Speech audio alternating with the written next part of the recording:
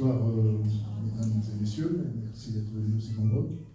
Pour votre information, la séance est filmée et est enregistrée aussi. C'est simplement pour le diffuser aux personnes qui n'ont pas pu venir ce soir, pour mettre sur le site.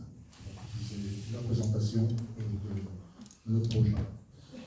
Donc, le 30 janvier dernier, le conseil municipal avait à se prononcer sur une délibération qui autorisait la vente de plusieurs parcelles sur le secteur de la rue des Verbois, du Verbois et du Pommier. En marge de celle-ci, nous annoncions la tenue d'une réunion publique, donc ce soir, pour présenter le projet immobilier qui s'en suivrait. Je vous rappelle l'historique de ce projet d'intérêt général, besoin de logement tant au niveau national que métropolitain, attirer de nouvelles familles, conforter l'activité économique et la vie associative, proposer un nouveau type de logement et un apport de recettes supplémentaires pour la commune. Je vais laisser maintenant la parole à Mme la maire. Mesdames, Messieurs, bonsoir à tous et merci pour votre présence. Ce projet a un intérêt pour beaucoup de monde, donc ce soir, vous allez pouvoir le découvrir.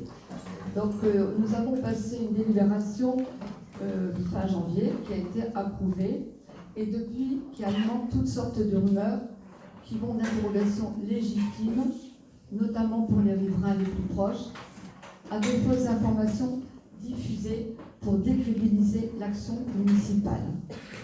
Exemple, une pétition sur le net donne aux éventuels signataires une carte des parcelles visées par la délibération en partie erronée. Elle y inclut des parcelles des jardins ouvriers de la rue Jean Jaurès.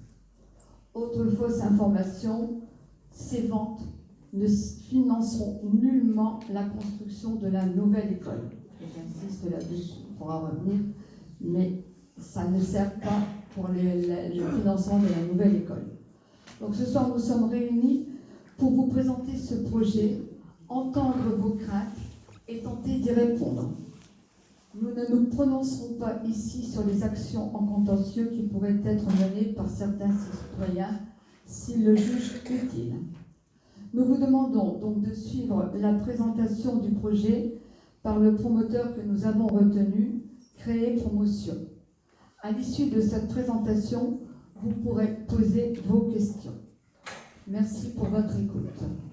Donc je me présente, Sébastien Gros, moi je suis directeur général de Créer Promotion. Je suis avec Emmanuel Lepron à côté de moi qui va faire la présentation de ce qu'on a effectivement aujourd'hui, ce qu'on va proposer, ce qu'on a prévu pour l'instant par rapport au premier cahier des charges qu'on s'est fixé avec la mairie. Et donc Jean-Marc Escudier, l'architecte accompagné de Romain. Alors effectivement, nous aujourd'hui, on a quand même développé quelque chose qui est conforme à un plan local d'urbanisme qui nous impose beaucoup de contraintes, effectivement du fait qu'on est en secteur de champ captant, des choses qui nous sont imposées, mais ça reste un terrain qui est constructible, ce qui n'est pas le cas effectivement de beaucoup de terrains tout autour de ce lotissement, dans la ville, mais ce n'est pas le cas de ces terrains-là. Ces terrains-là sont constructibles. Aujourd'hui, le PLU permet de construire.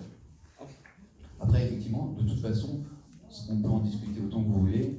Il y a une instruction qui est réalisée, il y a des autorités compétentes qui sont là pour en juger. Donc si on nous donne un permis, c'est qu'on a le droit de déposer un permis. On va vous présenter le dossier et puis vous poserez vos questions après, on est là pour y répondre avec plaisir. Donc je passe la parole à Emmanuel qui va vous présenter le dossier. Merci. Alors, bonsoir à toutes et à tous. Effectivement, l'objectif de cette réunion est de vous présenter le projet qu'on a imaginé sur les parcelles concernées. Donc, comme vous le voyez, on parle vraiment de 3 parcelles aujourd'hui, 2 parcelles regroupées et 1 parcelle indépendante. On va vous présenter la programmation très succinctement, parce que l'idée c'est pas non plus de rentrer trop dans le détail, ce sera le but des questions après si vous le souhaitez, et que par la suite l'architecte puisse vous présenter la vision architecturale du projet. Donc les zooms sur les parcelles. Donc sur la première parcelle, l'idée que l'on a, c'est de développer une opération de logement collectif de 16 logements en R+1, donc gabarit d'une maison. On a voulu sur ce plan représenter le volet espace vert qu'on envisageait sur ce terrain-là, avec en orange les arbres que l'on conservait, des arbres existants qui sont conservés dans le cadre de notre projet, en gris les arbres qui sont existants mais qui ne sont pas concernés par la parcelle, et en vert le volet espace vert qu'on va réaliser sur l'opération. Sur la planche suivante, vous verrez un détail de l'aménagement intérieur, donc 16 logements qui vont du T2 au T4.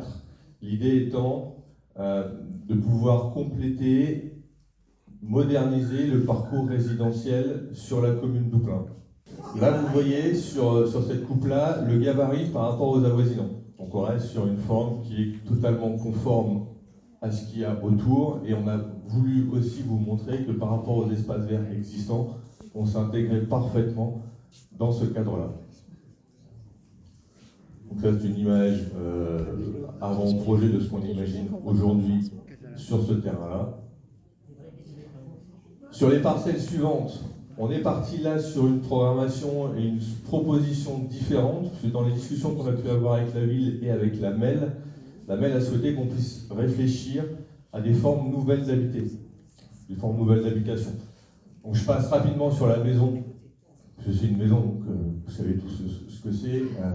On ne révolutionne pas la construction des maisons. Par contre, sur les 3 plots que vous pouvez découvrir à l'écran, là on est sur une forme de logement qu'on va appeler intermédiaire, parce que c'est entre la maison et entre le collectif, dans le sens où chaque habitation a son entrée indépendante. La MEL, depuis maintenant plusieurs années, souhaite pouvoir développer ces nouvelles formes d'habitation sans pour autant vouloir trop densifier et trop partir sur du collectif. Donc si on passe par la suite, on voit logement en rez-de-chaussée avec une entrée indépendante et logement en duplex aux étages avec des entrées indépendantes également.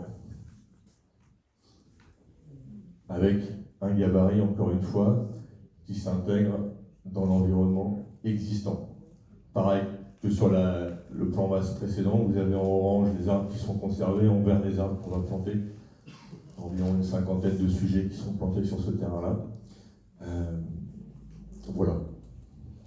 Aujourd'hui, nous en sommes au stade de l'esquisse, comme vous l'avez pu le voir en bas à droite, esquisse. Donc, ce qui fait qu'aujourd'hui, le bureau d'études VRD sera nommé dans le cadre de l'établissement s'il a lieu d'un permis de construire, dans lequel il y aura bien entendu une étude qui doit être fournie au niveau du permis de construire et qui doit être conforme par rapport à la même. Et ça, c'est des documents que nous, en tant qu'architectes, nous ne sommes pas habilités à établir, qui sont établis par d'autres professionnels. Ça, c'est une chose. Sachant que si les dossiers sont non conformes, effectivement, ils seront l'objet d'un refus de permis de construire par rapport aux différents services d'instruction. La circulation, on le voit sur l'autre image, il y a un système d'entrée avec un parking commun dans lequel les gens vont par un piétonnier justement répartir les différents logements. Donc effectivement 16 logements pour le projet numéro 1 avec effectivement 21 places. Donc là, il y a une place par logement et après c'est établi avec un quota concernant les places de visiteurs. Donc ça c'est une chose. Sachant qu'aujourd'hui par rapport au plan, on avait établi différentes places de parking qui étaient justement en evergreen pour tout ce qui est écoulement des eaux, sachant qu'un parking ça s'étudie pas comme ça en 5 minutes. Il y a bien entendu des bacs de récupération d'hydrocarbures, etc. Mais comme je disais, c'est l'objet d'un bureau d'études spécialisé qui doit prendre le dossier en main et établir les différents documents. Donc, je disais, il y a des règles pour le calcul des places de stationnement. Donc effectivement, elles sont forcément respectées. Donc après, est-ce qu'effectivement il y en a assez par rapport au nombre de personnes qui vont venir? C'est deux sujets différents, même si les règles généralement sont développées pour qu'il y ait assez de stationnement pour tout le monde. Donc madame demandait si la cabine, le poste transformateur était suffisamment puissant pour alimenter le nombre de logements qu'on ramène. Alors c'est le cas pour tout permis de construire qu'on dépose dans toutes les villes. Effectivement, se pose la question de la puissance électrique. Et donc c'est à l'instruction qu'on a la réponse. Et donc parfois il y a une extension de réseau, parfois le post-transfo doit être un peu plus équipé dans son volume existant et donc permet de recevoir la demande complémentaire. Parfois il y a une création de post-transfo à faire. Parfois il y a des post-transformations qui sont concernées, qui sont pas si loin de ça de chez vous et qui sont concernées par des démolitions et qui donc sont allégées. Donc c'est des demandes qui sont faites de toute façon au moment de l'instruction du permis de construire et qui sont instruites par Enedis aujourd'hui. Pour vous rassurer, tous les programmes immobiliers qu'on fait demandent effectivement un peu de puissance électrique complémentaire, tout dépend de la taille du programme immobilier. On n'a jamais subi ce type de coupure pour nos nouveaux acquéreurs et pour le quartier. Aujourd'hui, il y a vraiment des calculs qui sont faits en amont. On délaisse certains postes transfo, ils font attention à charger les autres. Donc il y a pas de... Et là, encore une fois, c'est compliqué de vous répondre. Je peux vous dire que ça va bien se passer parce que c'est de toute façon instruit par Enedis au moment du dépôt de permis. Et encore une fois, parfois même cette situation au moment entre le dépôt de permis de construire et le moment où on demande le branchement, parfois a changé parce qu'il y a d'autres choses qui sont construites, qui ont été démolies aux alentours. Et donc effectivement, parfois ils réétudient la façon dont ils vont exécuter les choses au moment où ils nous branchent l'immeuble. Honnêtement, il n'y a jamais d'histoire de coupure, ça peut vous rassurer pour les quartiers aux alentours. Alors les eaux usées, dans tous les cas, elles sont envoyées dans le réseau, il faut qu'elles soient retraitées, donc ça n'a pas changé beaucoup. On sera conforme à la nouvelle réglementation qui est applicable depuis l'année dernière, qui n'est plus la RT 2012, mais qui est la réglementation énergétique 2020, RE 2020. Et donc effectivement, avec abandon des énergies fossiles, voilà, sur des systèmes effectivement bâtiments plus vertueux, avec des meilleures isolations. On est au-delà aujourd'hui de ce qu'on construisait il y a 2 ans, on est 20% plus isolé. Enfin, voilà, donc effectivement, on sera de toute façon sur une nouvelle génération de parcs immobiliers qui sont aux étiquettes A ou B dans tous les cas. Tout est envisageable en fait. Effectivement, il faut de l'énergie renouvelable. Aujourd'hui, la pompe à chaleur est considérée comme étant énergie renouvelable parce qu'elle cherche les calories dans l'air. Il y a la pompe à chaleur, il y a le chauffe-eau de ballon thermodynamique, il y a les panneaux solaires, les panneaux photovoltaïques, il y a plein de solutions. Effectivement, encore une fois, on n'est pas encore entré dans ce détail-là, mais il y aura au moins un peu de ça. La MEL est consultée lors de l'instruction. Alors effectivement, ici, la commune et nous-mêmes, on a eu la prudence de déjà en discuter avec eux, et on est en, si je dis pas de bêtises, on est en PIG 1 sur le secteur, donc effectivement, on est sur un secteur qui demande une attention particulière, notamment quand on commence à rentrer dans les sous-sols. Le projet n'est pas forcément définitif parce qu'on a une discussion avec la MEL, si vous voulez. On commence à discuter avec eux, parce que même eux ont une vision du logement sur certains secteurs, comme on a pu l'expliquer. C'est-à-dire qu'à un moment donné, ils nous ont demandé d'amener du logement intermédiaire, mais au-delà de ça, on leur demande aussi déjà de commencer à regarder l'aspect réglementaire de notre permis. Aujourd'hui, il y a une délibération de la mairie qui nous donne le droit d'étudier ce terrain, effectivement, pour signer une promesse sur le foncier. Aujourd'hui, la promesse n'a pas été signée. On est en discussion très préliminaire. Ce que vous dites, architecte, on est en avant-projet aujourd'hui. Et quand il y a eu le reproche, effectivement, de dire à la commune que vous n'avez pas associé suffisamment tôt, on n'a pas encore signé de promesse, on est déjà là en train de vous présenter ce qui potentiellement pourrait être déposé. Aujourd'hui, il y a des conditions suspensives qui seront inscrites dans la promesse. C'est-à-dire que la mairie va nous la vendre sous réserve d'obtenir un permis. Donc on ne peut pas s'amuser à la vendre, nous, à la revendre tout de suite en disant bah tiens, un tel opérateur qui va faire, j'en sais pas, quelque chose de complètement différent. Donc non, la mairie sera protégée aussi par la promesse. On est gardien de l'eau, ce qui ne veut pas dire qu'on ne peut rien faire non plus. Je vous rappelle, l'école, le projet école et qui va démarrer. Ce projet école, le permis a été retoqué 3 fois. 3 fois par la MEL parce qu'il fallait des règles bien précises. On construit quand même une école. On peut le faire. On peut encore construire aujourd'hui. C'est du R+1 plus comble. Il y a 3 bâtiments semi-collectifs que vous voyez là, qui sont composés de 8 logements chacun.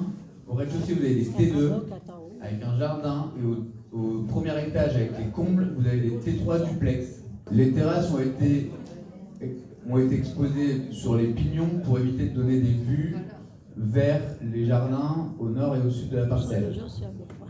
Aujourd'hui, en fait, je pense que le chemin, on ne sait pas bien à qui il appartient. Aujourd'hui, c'est pas sur l'assiette du projet, en fait. Si vous voulez, les 2 chemins qui existent aujourd'hui restent hors assiette du projet. On est quand même effectivement dans un secteur protégé, c'est bien inscrit au PLU, et donc on ne fait pas n'importe quoi. Et donc, il faudra de toute façon infiltrer les eaux. Donc, tout ce qui va être récupéré des eaux de toiture vont passer dans des bassins infiltrants. Alors, ça va être traité soit sous voirie, soit directement dans les espaces verts. Aujourd'hui, on n'est pas assez loin dans les études. Aujourd'hui, si on est là, c'est que le promoteur a été choisi. Aujourd'hui, on fait une proposition de projet qui reçoit l'accueil qu'il reçoit. L'idée, dans ces cas-là, tout à l'heure on parlait d'hypothétique projet, on peut très bien faire un hypothétique calendrier, et on a forcément, effectivement, comme des messieurs, un hypothétique calendrier, mais si vous voulez, dans tous les cas, on n'est pas une horizon avant 2025 pour une livraison des logements aujourd'hui. Il y a beaucoup d'interrogations qui sont quand même d'aspect réglementaire. On nous oppose beaucoup le fait que notre projet n'est pas réglementaire, si je simplifie les choses, c'est-à-dire qu'on n'a pas à construire. Ça, j'ai envie de toute façon, si c'est l'inquiétude, l'instruction tranchera. On ne nous donnera pas un permis légal. Donc. On est dans la même logique que vous avec un chalet, c'est juste que l'échelle est différente. C'est-à-dire qu'on ne pourra le faire que si on obtient notre permis de construire. Notre objectif, dans l'idéal, serait de déposer un permis dans le courant de cette année. Aujourd'hui, on en est à une esquisse. Le projet n'est pas terminé. Les études techniques n'ont pas été lancées pour pouvoir nous valider la programmation. Aujourd'hui, on n'est pas dans une logique de déposer le permis de demain, on en est loin. C'est la commune de Léquin qui instruit pour la commune de Clancoine et de toute façon, beaucoup de services concessionnaires, donc que sont Enedis, le service des eaux, les pompiers, sont consultés et sont complètement indépendants. Voilà. À partir du moment où on démarre, ça se termine obligatoirement. Non. Alors écoutez, est-ce que je peux répondre s'il vous plaît?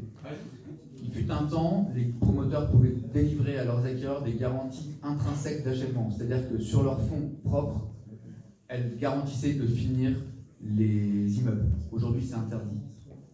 L'acquéreur est en secteur protégé, donc on souscrit à des garanties financières d'achèvement dans des banques que sont la Caisse d'épargne, le CIC, le Crédit Agricole, et qui s'engagent à terminer au cas où nous, promoteurs, on ne serait pas capable de le faire.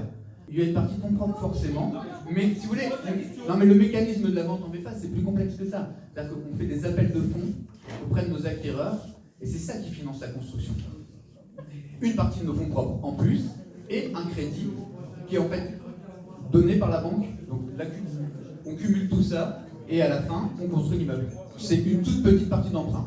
Et le plus 3 ne va pas empêcher de faire certaines constructions. Aujourd'hui, on revient sur ce projet qui, pour moi, et pour nous tous élus de la majorité, est un projet d'intérêt général. Ce projet, il va y avoir un permis qui va être déposé. Ce permis, il sera accepté ou pas, on verra. Et vous avez, vous aussi, à ce moment-là, s'il est accepté, une possibilité de recours. S'il n'est pas accepté, nous plierons à ce moment-là. Ça sera fait, c'est tout. C'est tout. C'est pas, on est là pour pouvoir mettre en place quelque chose que je vous dis, je répète, dans l'intérêt général.